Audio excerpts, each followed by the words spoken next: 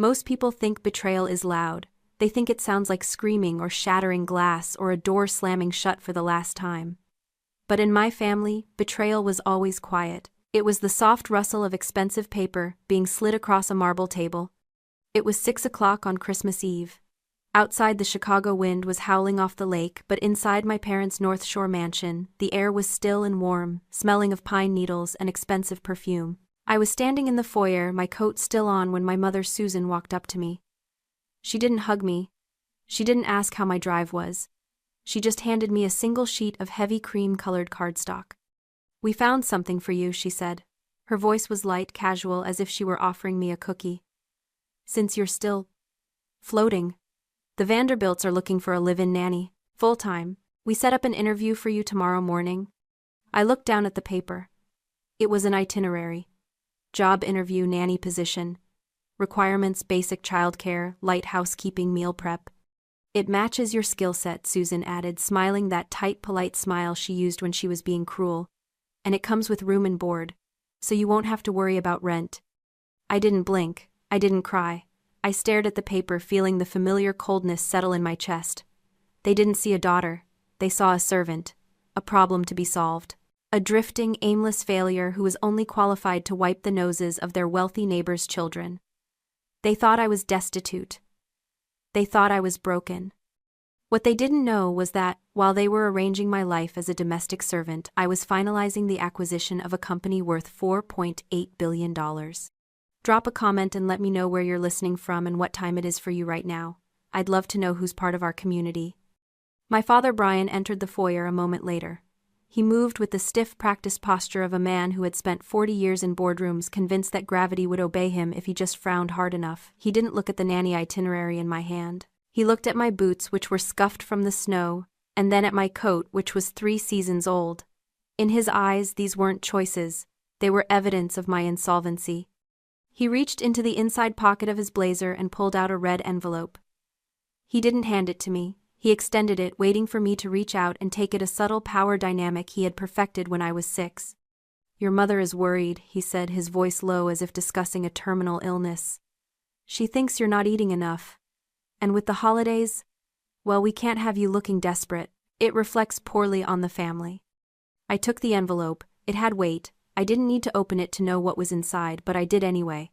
I slid a thumb under the flap and peered in. It was cash. Crisp, fresh $100 bills. A quick mental estimate put it at around $8,500. "Consider it a bridge loan," Brian said, adjusting his cufflinks. "Just until you land that position with the Vanderbilts. Clean yourself up. Buy some decent clothes. And for God's sake, don't mention this to Zachary. He thinks we're too soft on you as it is." I looked at the money. Then I looked at the marble floors beneath my feet. I looked at the crystal chandelier above us, dusting light across the high ceilings. My father thought this was charity. He thought he was the benevolent patriarch tossing a lifeline to his drowning daughter. He had no idea that he was actually standing in my house. 5 years ago, Brian's sure-thing investments had evaporated overnight. He was weeks away from foreclosure. He was terrified of the public shame of the country club gossip. He never told me, of course. He only told his lawyer. But I knew. I had already built the foundational algorithms for Neuron-like by then. I had liquidity. I didn't write him a check. I knew his ego would never survive being rescued by his drifting daughter, so I bought the debt. I set up a shell company, North Shore Holdings, and purchased the mortgage from the bank.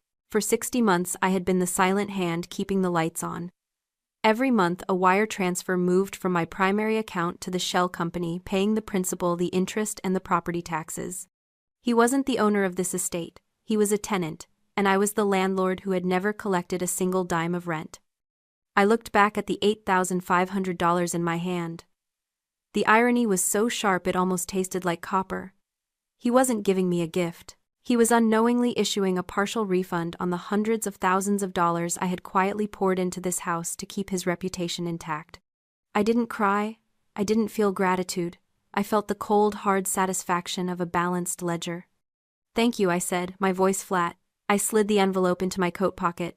"I'll make sure this goes exactly where it belongs."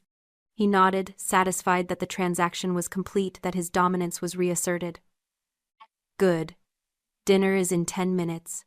Try not to say anything embarrassing." He turned and walked toward the dining room, his footsteps echoing on the floors I paid for under the roof I owned, secure in a reality that was entirely false.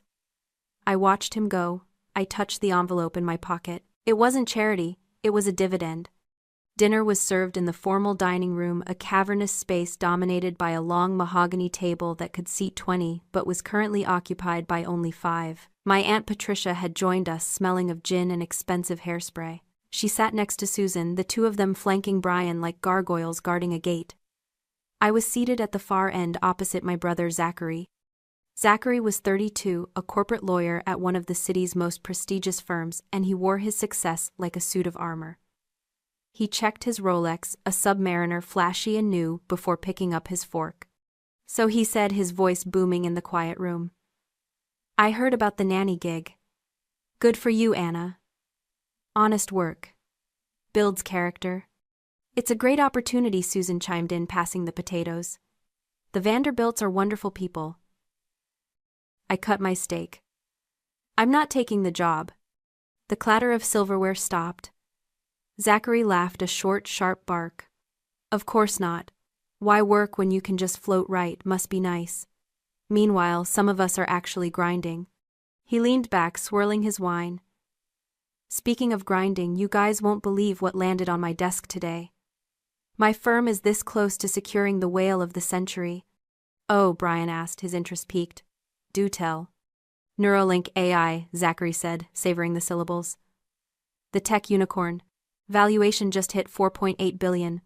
They're looking for new legal representation for their IPO. And guess who's leading the pitch?" He pointed a thumb at his chest. "If I land this, I make partner. Guaranteed. We're talking millions in retainers alone." I chewed slowly. Neuralink AI. My company, the company I had built from a basement server farm into the global leader in brain-computer interfaces. The company Zachary was currently bragging about, charming. "The founder is a ghost," Zachary continued, leaning in conspiratorially. "Nobody knows who it is. Some reclusive genius type. Probably some socially awkward guy living in a bunker. But I'll crack him. I always do." I looked at him. Really looked at him. I saw the desperate need for validation in his eyes, the fragile ego that required my failure to sustain itself. It suddenly made sense. It wasn't just that they thought I was a failure. They needed me to be a failure. If I was the nanny, then Zachary was the titan. My lack of ambition proved his drive. My poverty proved his wealth.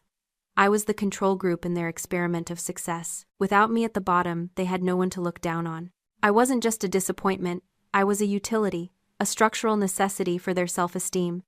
"What makes you think you can land them?" I asked quietly. Zachary smirked.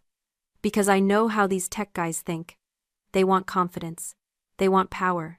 They want someone who can walk into a room and own it. Something you wouldn't understand, Anna. No offense." "None taken," I said. "It's a different world," Brian added, nodding sagely. "High stakes, big money. Not for the faint of heart. Zachary is built for it. Which you'll need with the Vanderbilt kids." Patricia tittered. "Maybe Zachary can hire you once he makes partner. Do they need someone to water the plants at the firm?" The table laughed. It was a comfortable, familiar sound to them, the sound of the hierarchy being reinforced. I looked down at my plate. I thought about the email currently sitting in my inbox, the one from Zachary's managing partner begging for a meeting with Neuralink's leadership team. I thought about the rejection letter I had already drafted in my head. I took a sip of water. "I wouldn't bank on it, Zachary. Rumor has it the founder is particular." "Please," Zachary scoffed. "Everyone has a price. Everyone wants to be in the room with the winner, and right now I'm the winner." He raised his glass, to Neuralink, and to finally getting Anna off the payroll. They clinked glasses. The crystal rang out a clear, pure note of celebration. I didn't raise my glass. I just watched them, realizing with cold clarity that they weren't dining with a failure, they were dining with the executioner, and the meal was almost over. Dessert was a lemon tart, tart and acidic, much like the conversation. Susan was leaning across the table, her face pinched with anxiety. "You really need to confirm the interview time, Anna," she said, her voice rising slightly. "Mrs. Vanderbilt is expecting you at 8, sharp. Don't be late. First impressions are everything." "I'm not going," I said again, my patience thinning. "Of course you are," Brian boomed. "Don't be stubborn, it's a foot in the door." Just then, the 85-inch television mounted above the fireplace flickered. The muted football game was interrupted by a red breaking news banner. The volume wasn't on, but the headline was impossible to miss. Bloomberg technology mystery solved. Zachary, who had been checking his phone under the table, glanced up. Brian grabbed the remote and unmuted the TV. The sound of a Bloomberg anchor filled the room, urgent and crisp. Ending months of speculation in Silicon Valley. The founder of Neuralink AI, the secretive tech unicorn that just secured a $4.8 billion valuation, has finally been identified. The company, which made headlines last week for successfully restoring mobility in over 50,000 paralyzed patients, has been led by a single reclusive CEO since its inception. The room went quiet. Zachary leaned forward, his eyes glued to the screen. "Here it comes," he whispered. The ghost. Sources have confirmed that the founder is 29-year-old Anna Vance. The name hung in the air like a gunshot. Then the photo appeared on the screen.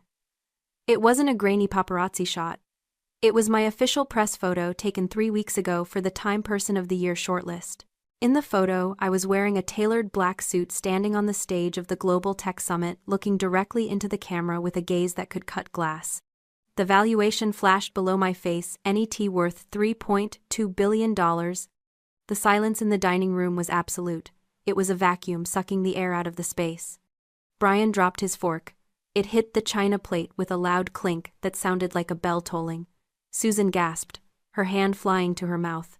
Aunt Patricia stopped mid-chew. But it was Zachary's reaction that was the most satisfying. His face drained of color, turning a sickly shade of gray. His jaw went slack. He looked from the TV to me, then back to the TV, his brain struggling to reconcile the two realities. The nanny sitting across from him and the titan on the screen. Vance, a prodigy in neural engineering, built the company's core architecture herself, the reporter continued. She has retained a controlling interest, making her one of the youngest self-made female billionaires in history. Industry insiders describe her as brilliant, ruthless, and entirely focused on the mission. I didn't look at the TV. I looked at them. I watched the realization hit them like a physical wave. The nanny itinerary on the table suddenly looked like a joke. The $8,500 in my pocket felt like an insult to a god. "Anna," Susan whispered, her voice trembling. Is that you?" I picked up my water glass and took a slow, deliberate sip. "The Vanderbilts can find another nanny," I said calmly. "I'm busy running a multi-billion-dollar company." The false reality they had constructed, the one where I was the failure and they were the saviors, shattered into a million pieces. And I sat in the center of the wreckage, untouched. Chaos erupted. It wasn't the loud, chaotic panic of a fire drill. It was the frantic, desperate scrambling of rats on a sinking ship. Zachary's phone buzzed. Once, twice. Then it exploded into a relentless vibration against the mahogany table. He glanced down. The color, which had already left his face, seemed to drain even further. It's the managing partner," he stammered, his voice thin. My phone buzzed at the exact same moment. I didn't need to look to know who it was. It was my chief of staff, confirming that the press embargo had lifted. But I picked it up anyway, unlocking the screen with a calm swipe. "You should probably answer that, Zachary," I said. "He sounds urgent." Zachary stared at his phone like it was a live grenade. He didn't answer. He looked up at me, his eyes wide and terrified. The arrogance was gone, replaced by the raw panic of a man realizing his entire career was built on a lie that had just been exposed. "You knew," he whispered. "You knew the firm was pitching Neuralink." "I knew," I confirmed. "I also know that you told your partners you had an in with the founder. You told them you were working a connection. Is that right?" He flinched. "You assumed I was a nobody," I cut in. "You assumed I was so desperate for validation that I'd be your stepping stone. You sold me as your asset without ever asking me. You lied to your partners, Zachary. You defrauded your own firm." Brian finally found his voice. "Now hold on, Anna. Let's not use words like fraud. Zachary was just showing initiative. He's ambitious. Surely you can understand that." "Initiative," I laughed, a cold, sharp sound. "He bet his career on a sister he despises. He mocked me to my face while unknowingly begging for my business behind my back." I looked directly at Zachary. "Do you want to know why your firm hasn't received a response to your pitch?" He nodded mutely. "Because I flagged it," I said. I saw your name on the lead counsel list. I personally marked it, do not engage. I told my legal team that your firm lacks the integrity required for a partnership with Neuralink. Zachary looked like he might vomit. Anna, please. You can't do that. I'm up for partner. If I lose this. You already lost it, I said. You lost it the moment you decided I was beneath you. You lost it every time you interrupted me at dinner. You lost it when you called me a failure 10 minutes ago. I leaned forward. You don't represent me, Zachary. You don't represent my company. And after tonight, you never will. I'm blacklisting your firm from any future contracts, not just with Neuralink but with every subsidiary and partner in my network. Anna, Susan shrieked. He's your brother, you're ruining his life. I'm not ruining anything, I said calmly. I'm just correcting the market. He sold a product he didn't own me, and now the bill is due. Zachary's phone stopped buzzing. A voicemail notification popped up. He stared at it knowing exactly what it contained. The silence in the room was heavy, suffocating. The hierarchy had collapsed. The nanny was the client. The titan was the beggar. And I was the only one breathing easy.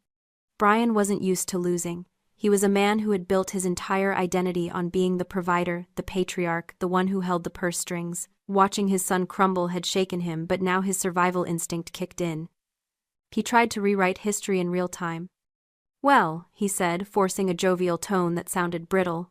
This is certainly unexpected. But it's marvelous, isn't it? A billionaire in the family. I always knew you had it in you, Anna. I always said you were special. You said I was spinning my wheels, I reminded him. You said I was nowhere.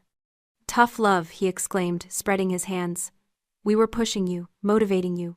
And look, it worked. I taught you everything you know about business. The discipline, the focus, that came from me. He looked around the table, gathering support. We should be celebrating my daughter, the Titan. This house. This lifestyle. I built this foundation so you could soar. I stared at him. The audacity was almost impressive. He was trying to claim credit for a success he had actively mocked. He was trying to frame his cruelty as strategy.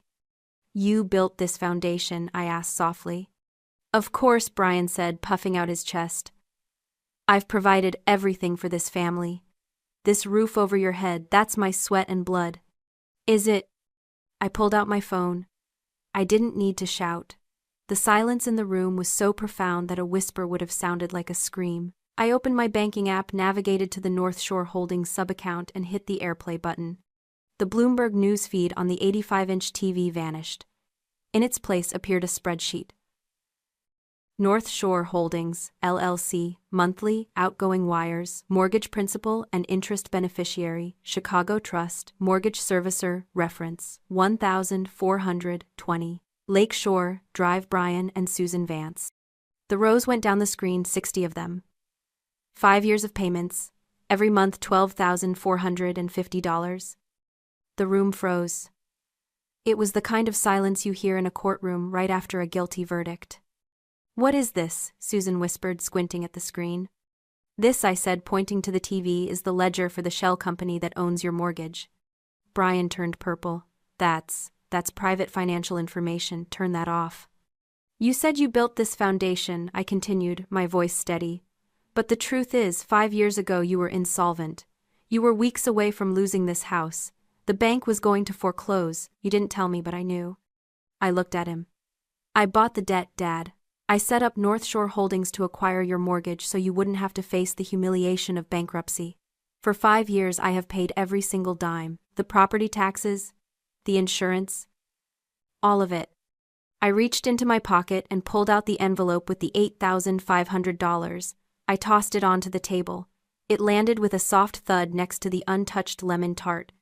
You tried to give me charity with money I gave you, I said. You acted like the big man, the provider handing scraps to his failure of a daughter. But you weren't the provider. You were the dependent. For 5 years I have been keeping a roof over your head. Brian slumped in his chair.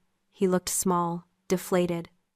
The illusion of his authority, the myth that he was the king of his castle, had evaporated. He wasn't a king. He was a tenant living on his daughter's grace. I didn't want to embarrass you, I said. I wanted you to have your dignity. But you used that dignity to belittle me. I didn't know, Brian stammered. You didn't want to know, I corrected. It was easier to believe I was nothing than to admit you needed me. Susan was sobbing now, her hands covering her face. Zachary was staring at the table, unable to look at anyone. The shame was absolute. It was a physical weight in the room, heavy and suffocating. You owe me $680,000, I said casually, but don't worry, I'm not asking for it back. Consider it the cost of my freedom. I stood up. The chair scraped against the floor, the only sound in the dead silence. The ledger on the screen glowed, a digital monument to their hypocrisy. The execution was complete. I walked to the foyer, my heels clicking rhythmically on the marble, a sound of finality. The family remained frozen in the dining room, trapped in the amber of their own humiliation, but before I reached the heavy oak door, I heard the scrape of a chair. Anna, wait. It was Susan. She stumbled into the hallway, her face ravaged by tears, her hands trembling as she reached out but stopped short of touching me. Please, she choked out. We didn't mean to hurt you. We wanted you to be safe. We were scared for you. Can't you see that? We're so proud of you now. We can be a real family. We can start over. Brian appeared behind her, looking aged and broken. Your mother is right, he said, his voice devoid of its usual bluster. We're proud. $4 billion. Anna, you've won. You've proven us wrong. Let us celebrate you. I turned to face them one last time. I looked at the tears, the pleading eyes, the sudden desperation to claim me. And I felt nothing. The anger was gone. The need for vengeance was gone. In its place was a vast, quiet clarity. That's the problem, I said softly. You're proud of the billions. You're proud of the valuation. You're proud of the having. Of course, Brian insisted. It's success, it's security. No, I corrected. It's status. And that's all you've ever cared about. You see the money and you think I've won. But you don't see me. I took a step closer, my voice steady and low. I didn't build Neuralink to get rich. I built it because I wanted to solve a problem that mattered. I wanted to help people walk again. I wanted to change the world, not just my net worth. That's the difference between us. You measure life by what you have. I measure it by who I am. We can learn, Susan pleaded. Teach us. I can't, I said. Because you only started listening when you saw the price tag. Your respect has a mission fee, and I'm not willing to pay it anymore. I looked over my father's shoulder at Zachary, who was lurking in the doorway, a ghost of his former arrogance. Your table is too small for me, I said. Your mansion is too small. Your definition of success is too small. I haven't just out-earned you. I've outgrown you. I reached into my pocket and pulled out the $8,500. I placed the stack of bills on the hallway table right next to the crystal vase. Keep the money, I said. You're going to need it for the movers. I opened the front door. The cold Chicago air hit my face, sharp and cleansing. A black SUV was waiting at the curb engine, idling my security detail ready to take me to the private airfield. I stepped out into the night without looking back. As the car pulled away, I picked up my tablet. There was a notification pending approval, a $10 million grant to a pediatric spinal research center in Boston.